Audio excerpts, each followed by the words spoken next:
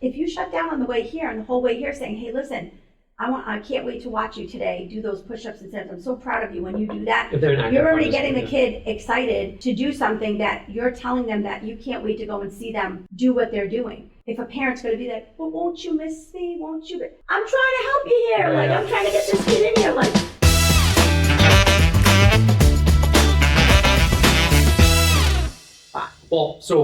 we live in a convenient society. Everything's built on convenience.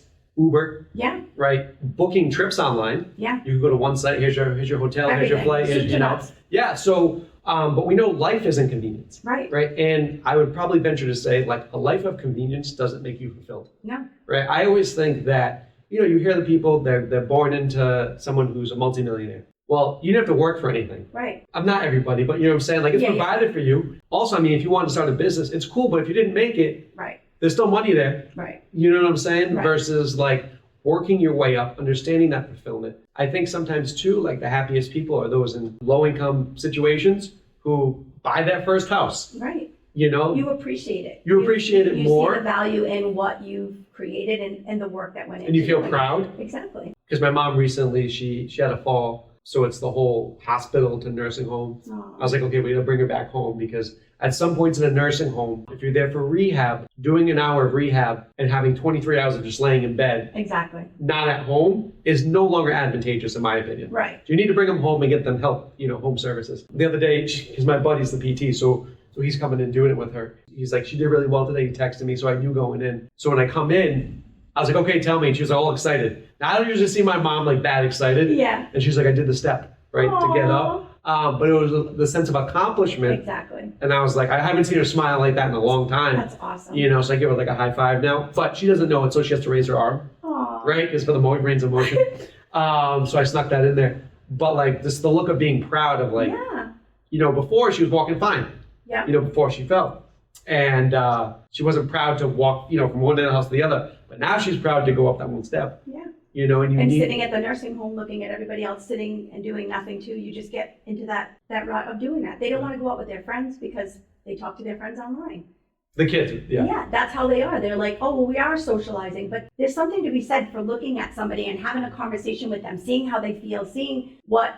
Well, you develop a connection. Exactly, and these kids don't do that anymore. Even at school, they're sitting right at the table texting each other, and I'm going, well, we don't want her to know that we're talking about this, that they were. And I'm like, oh my gosh, like I couldn't wait to get home when I was in high school to like run out the door and go back out with my friends or to go meet this one, to go do that, or go do this on the weekend, it's a whole different, and I think the pandemic had a lot of that. It kind of changed all the norms, the ways that they think and the way that they do things. And they made it too convenient to just stay home and do it from home because that's what they did. But we have to unplug them. We have to show them that, like, you got to get out of the house. You got to go do something. You got to go for a walk.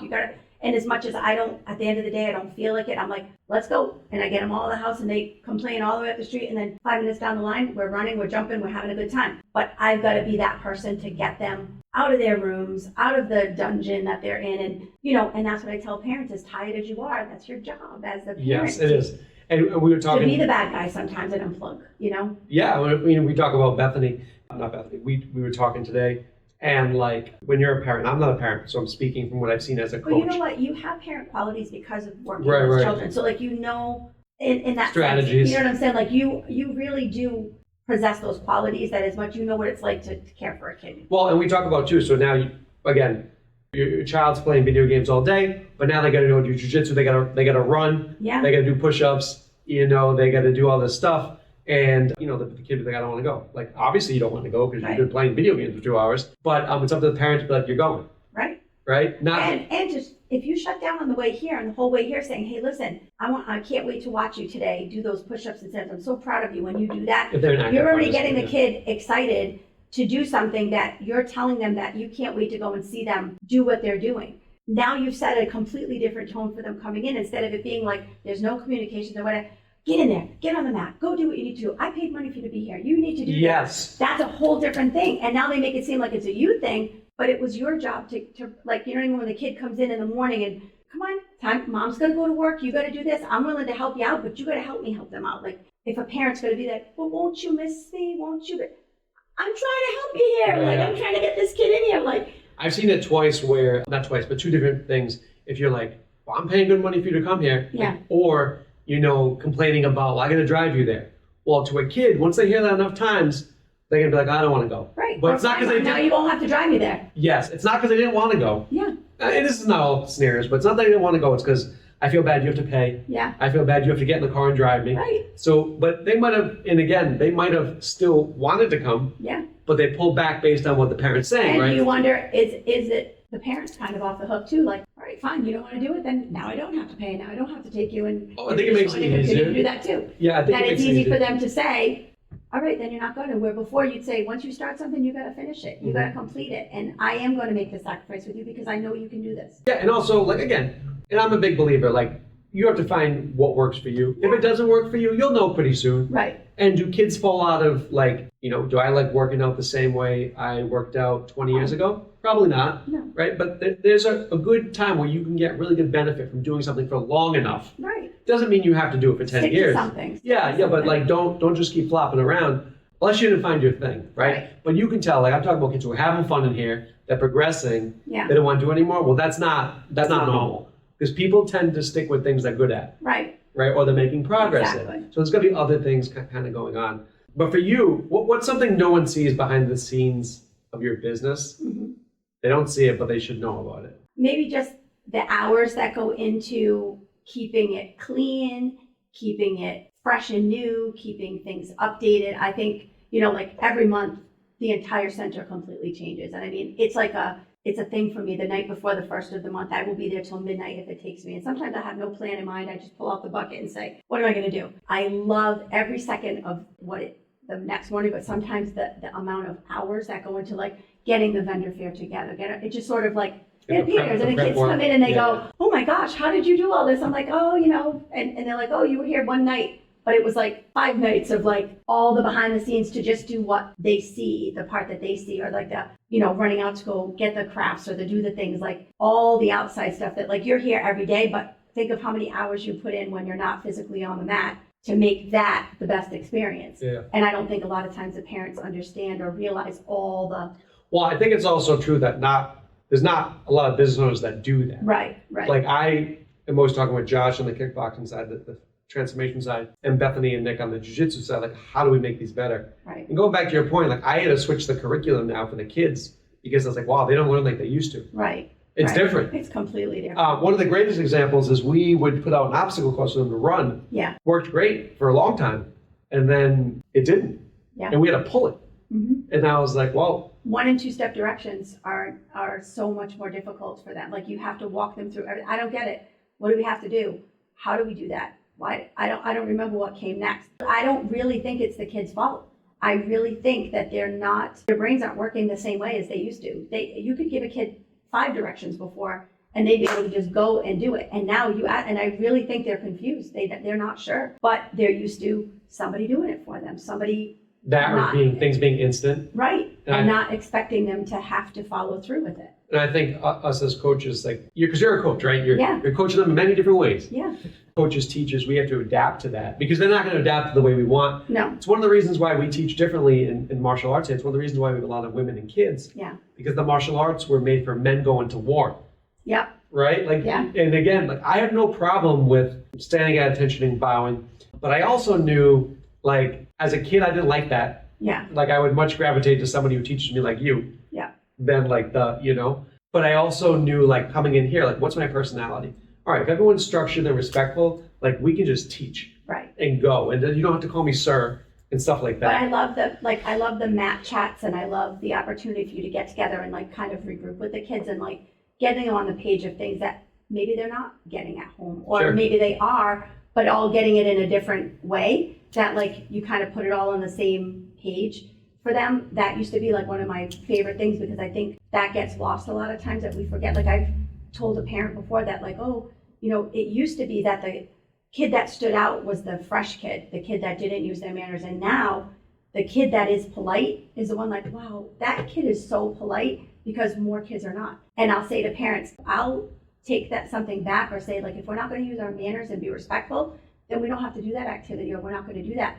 and they know that I'm expecting it, they're like, oh, we don't require that at home, or we don't expect that. Oh my gosh, like to me, that's the bare minimum. And I say, if you're a good person, a good kid, a polite person, everything else you can do is icing on the cake. How sporty you are, how smart you are, how talented you are, how successful you are. If you're a good person, polite, and a well-mannered person, then everybody's going to want to work with you no matter what icing is on that cake. But if you have all that other stuff and you're not that, who's going to want to work with you? Who's going to pull you on their team if you're not built like that? Who's going to want you to work with them on their project if you're not a team player or a polite person or somebody to work with? So that's what I've always like instilled in my boys. And if nothing else, that's one quality that like always comes back to me. They're like, your kids always go out of their way for everybody else, and everything up there. I'm so lucky. They're very smart. They're very bright. They're very talented, but they're good people. And that's what I tell the kids that come to Fab-You-Us. You're part of my family. You're my kids when you're here. And we work together. We help each other out. If somebody's upset with us, we go back and we don't just say sorry. We say, I'm sorry that it hurt your feelings. I'm going to try to do better next time. And even if you don't for the next 5 times, you told that person by looking at their face that I know that what I did to you wasn't okay, and I'm going to fix it, or I'm going to try to fix it, even if it. And we tell the kids to speak up, and you say, that's really making me frustrated what you did, and I don't like the way that feels when you do that, or I don't think I want to play with you right now. And you can walk away from somebody, and then they have to come over and say, I'm sorry I made you feel that way. And you have to see these 3, 4, and 5-year-olds using language and talking to each other like they go to school, and they're like, we always know you're Fab kids. When they come in, we can tell by the way that they communicate with each other. We have thinking spots where we'll sit the kids back to back when they're arguing, and we'll say, you turn around when you're ready to talk to the other person. And it's like I do nothing but sit there and just make sure that they're not kicking each other. One turns around, he's not turning around. I'm like, well, his feelings are still really hurt. And I let him hear that. I'm like, but he'll turn around. Next thing you know, the chair turns around. It's like, well, I just really didn't like it. And I'm like, they're 4, they're 5. And it's the cutest thing. And they hug each other and they're best friends again. Well, just based on what you're telling me, and I kind of knew this, but like from a marketing perspective, you're not really a fun center, just. Yeah. You're more of like a child development center. And that's what I tell people. Yeah, like it's totally different. Yeah. Because to me, like business-wise, when it says fun center, when my kid goes to play, but like you're like, I don't even know what the right word would be, but like you're training them to like be good humans. Well, we just tell and I would them pay a lot more for that. Family. I tell them when they come, they're part of our family, and we're even our pre-K. It's not learning based. It's socialization and learning through play. Like I watch them play, and I kind of get involved when I need to get involved, but not. I let them play and I let them work it out and figure it out, and I just kind of stand there and kind of make sure that it doesn't get out of hand or it doesn't get whatever. But like the stuff that comes from them, it's amazing to me. Like that's what I think is so great about working with kids. We are developing the next generation of like who they're going to be. So you said kids were different. Yeah. Oh. So how have you adjusted, like how you? I'm going to say coach them. I think just the approach to different kids. You know, it used to be that if, we line up and if we're not, but we tell the kids, like, you don't have to follow the rules. But if you don't want to follow the rules or you don't want to adhere to the things that we put, then you have to sit in the thinking spot and watch everybody else have fun. And sometimes they sit and I'll say, do you see how like everything kind of came down a little bit after you got to sit and you kind of stepped away? Do you see how they're playing? And I let them kind of like observe. They're like kind of observing, where before it used to just be like, you're going to go sit on not a timeout spot, but I'd say you need to go take a break. And we didn't kind of check back in with them, and we didn't kind of show them the big lesson. But now we kind of like, we'll sit with them and we'll say like, do you see how they're playing now that you stepped out? And like, that one's getting a chance to be the leader, or that one's getting a chance, showing them rather than just telling them that you're not doing that. That's not okay. That's not good. Not that we ever did that, but I just think it was easier before to just say we're not doing that, where now they want a reason, they want an explanation, they want to think, all you have to do is look, like, watch what's happening. So I think our approach is a little bit more from like a psychological approach. Like wellness. Yeah, like more like that, and a little softer approach. We have a lot of kids with a lot of anxiety has developed. I mean, every single kid, but I tell them, you can't use your anxiety as an excuse to be disrespectful. Like they'll do something and I'll say, well, you don't have anxiety. I do, but as you can tell that if I do, I pull myself aside. I say that I need a break. I can talk and use my words. You have to control that anxiety. You don't get to just lash out because you have it, or because you have ADHD, or you're on the spectrum, or whatever. That doesn't, it's not to say that you won't have outbursts, but how you handle those outbursts is what you need to do. It's not an excuse for your behavior. It's a thing that you have to manage so you don't put yourself in a situation. Well, I think that's again, based on your diagnosis, you'll have different outbursts, you'll have different things, but like that's the mindset difference. Yeah. And again, it's probably up to the parents or coaches to help kids understand that. But you don't just get a pass. No. because you have anxiety or ADHD, but it's also the mindset, because if you use that as an excuse, exactly, you're just going to keep going down that path. Right? And that's when it's really your mindset coming into perspective. Okay, like I do have this, I do have that, but how can I keep improving myself? Exactly. Right? Because again, I think almost everyone has anxiety. Yeah. Right? But what do you choose to deal with that? For me, it's working out. Right. Right? It's working out or and improving giving myself. Kids outlets to use those opportunities or those diagnoses to their best advantage. If they're on a screen all day and then you're wondering why once they finally get to be with people, they're having problems, they don't have a chance to practice that. They don't have a chance to be in a situation where they're confronting somebody else because everything's on a screne. There's no affect. I heard there are people having trouble dating, like the younger kids. Well, because they don't know how to interact with each other. No, and they're on a date on their phones. Yes. How many restaurants do you go to at family restaurants and everybody at the table's on the phone? That's not a family dinner. You know what I mean? Like it's and I'll tell my boys, like, look around the restaurant. Everybody's on the phone right now, and they're like, "Oh my gosh, that's like so sad." And it's so crazy. Or those now that they have the things on the table where you can get the games at the table. Oh, yeah. So the parents sit down and my kids, that was the first thing when they go, "Oh my gosh, we got." I'm like, absolutely not. Take it right off my table. Like, what?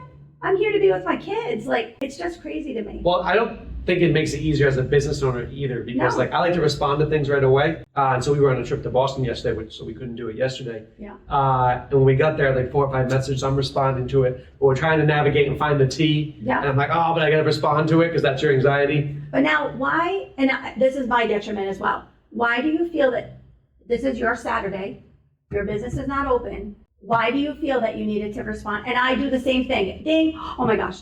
Like, I feel like if I don't respond, that parent's going to leave my business. Like, I just feel, or that person isn't going to get, like. Let's put it this way. I feel that I need to clean my slate before I can have fun. Isn't that crazy, though? Right. But your slate should have been cleaned on Friday at 6 p.m. because Saturdays and Sundays are your days off. Yeah, well. And that's I find that I'm following up with parents and clients and staff with questions and things that we could have taken care of all week. And now this is like my one day off, and I'm happy to do it. There are parents that I do get back to because I know it's their situation or it's an emergency, but like my kids get so frustrated. They'll be like, "Mom, shut off the phone." And I'm like, "You're right. Why do I?" Do they ever tell you phone box? That's what my girlfriend says to me. On the table? No, we don't have one. We have one for dinner. We put them all in this like basket at the top, and nobody's allowed to touch them. It's hard to do, but why can't we just have dinner together? And guess what? In 2 hours, that message is going to be there, and the world will continue and I can't do it. I'm telling you, I can't do it. All the way here, I'm like, today I am not going to look at messages. I must have answered about 15 just sitting in the lobby there. You came over and went, "I'm going to be around." I almost fell out of my chair. I was like, but that's what I'm saying. And I'm like, why do we feel that we are that tied? I think it's our personalities. I think it's also maybe the personality of the people that go into business. Yeah. Right? But would you call a client on a Saturday or Sunday night at 10 o'clock, 11 o'clock, 11 o'clock? No. So why do we feel that it's okay for that to come back? I think it's just our personalities. But that's what I'm saying. Yeah, and they'll respond and they'll say, "Oh my gosh, I didn't think you were going to respond right back." And I'm like, "Oh, I felt like I had to." And then I go, "Why did I just say that? Like, I should have not said that because now I'm going to do it again." And I think this was my reality check to think I'm getting extra staff in the building that like now maybe this summer I don't have to work there 90 hours a week, but we just have not been in a place to do that. And I haven't given anybody the opportunity because I just feel like I don't want anybody else to stress. I don't want anybody else to worry. I don't want anybody else to put themselves out there. I have to be the one to suffer. I have to be the one to do all that because I've done it, but now there's not a choice. So if they can do it and it works, then I can say, okay, you guys can do it and I can go.